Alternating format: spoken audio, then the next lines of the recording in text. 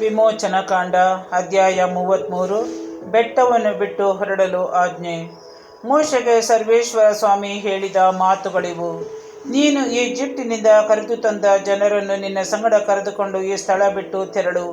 ನಾನು Abraham, Isaac, Yakub ಎಂಬವರೊಡನೆ ಅವರ ಸಂತತಿಯವರಿಗೆ ಕೊಡುವುದಾಗಿ ಪ್ರಮಾಣ ಮಾಡಿದ ನಾಡಿಗೆ ಹೊರಟು ಹೋಗು. ನಾನು ಒಬ್ಬ ದೂತನನ್ನು ನಿನ್ನ ಮುಂದಾಗಿ ಕಳಿಸಿ ಕಾನಾನ್ಯರನ್ನು, ಅಮೋರಿಯರನ್ನು, ಹಿತ್ತಿಯರನ್ನು, ಪೆರೀಜಿಯರನ್ನು, ಹಿವಿಯರನ್ನು ಹಾಗೂ ಯಬೂಸಿಯರನ್ನು ಅಲ್ಲಿಂದ ಹೊರದೂಡುವೆನು. ಅದು ಹಾಲು ಜೇನು ಹರಿಯುವ ಶ್ರೀಮಂತ ನಾಡು. ನಾನು ಸ್ವತಃ ನಿಮ್ಮ ಸಂಗಡ ಬರುವುದಿಲ್ಲ, ಏಕೆಂದರೆ ನೀವು ನನ್ನ ಆಜ್ಞೆಗೆ ತಲೆಬಾಗದ ಹಠಮಾರಿ ಜನ.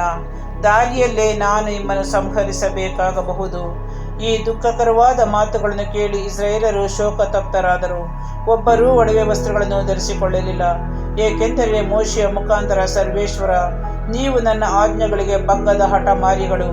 ನಾನು ಕ್ಷಣ ಮಾತ್ರ ನಿಮ್ಮೊಡನೆ ಬರುವುದಾದರೆ ನಿರ್ಮೂಲವಾಗಿ ಬಿಡುವಿರಿ. ಎಚ್ಚರಿಕೆ, ಆದ್ದರಿಂದ ನಿಮ್ಮ ಒಡವೆ ವಸ್ತುಗಳನ್ನು ತೆಗೆದು ಬಿಡಿ, ನಿಮಗೇನು ಮಾಡಬೇಕೆಂದು ಆಲೋಚಿಸುವೆನು ಎಂದಿದ್ದರು. ಅಂತೆಯೇ ಇಸ್ರಾಯೇಲರು ಹೋರೇಬ್ ಬೆಟ್ಟದಿಂದೇಚೆಗೆ ಒಡವೆ ವಸ್ತುಗಳನ್ನು ತೊಟ್ಟುಕೊಳ್ಳದೆ ಇದ್ದರು. ದೇವದರ್ಶನದ ಗುಡಾರ.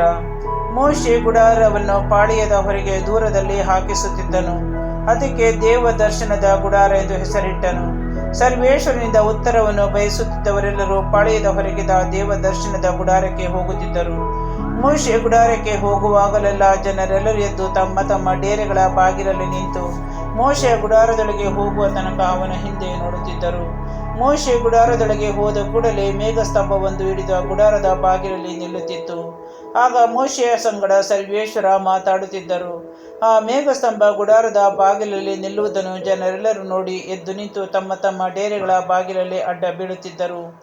ಒಬ್ಬ ಮನುಷ್ಯ ತನ್ನ ಗೆಳೆಯನೊಡನೆ ಹೇಗೆ ಮಾತಾಡುತ್ತಾನೋ ಹಾಗೆಯೇ ಸರ್ವೇಶ್ವರ ಮೋಶೆಯ ಸಂಗಡ ಮುಖಾಮುಖಿಯಾಗಿ ಮಾತಾಡುತ್ತಿದ್ದರು. ತರುವಾಯ ಮೋಶೆ ಪಾಳ್ಯಕ್ಕೆ ಮರಳಿ ಬರುತ್ತಿದ್ದನು.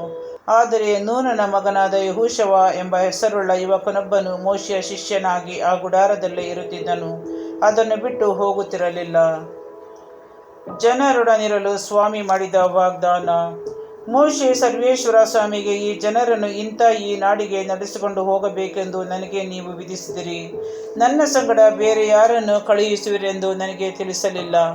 ನಿನ್ನನ್ನು ಹೆಸರಿಡಿದು ಗುರುತಿಸಿದ್ದೇನೆ. ನಿನಗೆ ನನ್ನ ದಯೆ ದೊರಕಿದೆ ಎಂದು ಹೇಳಿದ್ದೀರಿ. ನನಗೆ ನಿಮ್ಮ ದಯೆ ದೊರಕಿದೆ. ಆದರೆ ನಾನು ನಿಮ್ಮನ್ನು ಬಲ್ಲವನಾಗಿರುವಂತೆ ನಿಮ್ಮ ಮಾರ್ಗವನ್ನು ನನಗೆ ತೋರಿಸಿರಿ. ಆಗ ನಿಮ್ಮ ದಯೆ ನನಗೆ ದೊರಕಿದೆಯೇ ಎಂದು ತಿಳಿದುಕೊಳ್ಳುತ್ತೇನೆ. ಈ ಜನ ನಿಮ್ಮ ಪ್ರಜೆ ಎಂಬುದನ್ನು ನೆನಪಿನಲ್ಲಿಡಿ ಎಂದು ಅರಿಕೆ ಮಾಡಿದನು. ಅದಕ್ಕೆ ಸರ್ವೇಶ್ವರ, ನನ್ನ ಪ್ರಸನ್ನತೆ ನಿನ್ನ ಜೊತೆಯಲ್ಲೇ ಬರುವುದು. ನಾನು ನಿನಗೆ ವಿಶ್ರಾಂತಿ ನೀಡುವೆನು ಎಂದರು. ಆಗ ಮೋಶೆ, ನೀವೇ ನಮ್ಮ ಸಂಗಡ ಬಾರದೆ ಹೋದರೆ ನಮ್ಮನ್ನು ಇಲ್ಲಿಂದ ಕಳುಹಿಸಬೇಡಿ. ನನಗೂ ನಿಮ್ಮ ಪ್ರಜೆಗಳಾದ ಇವರಿಗೂ ನಿಮ್ಮ ಅನುಗ್ರಹ ದೊರಕಿದೆ ಎಂಬುದು ನೀವೇ ನಮ್ಮ ಸಂಗಡ ಬರುವುದರಿಂದಲೇ ಹೊರತು ಬೇರೆ ಯಾವುದರಿಂದ ತಿಳಿದೀತು.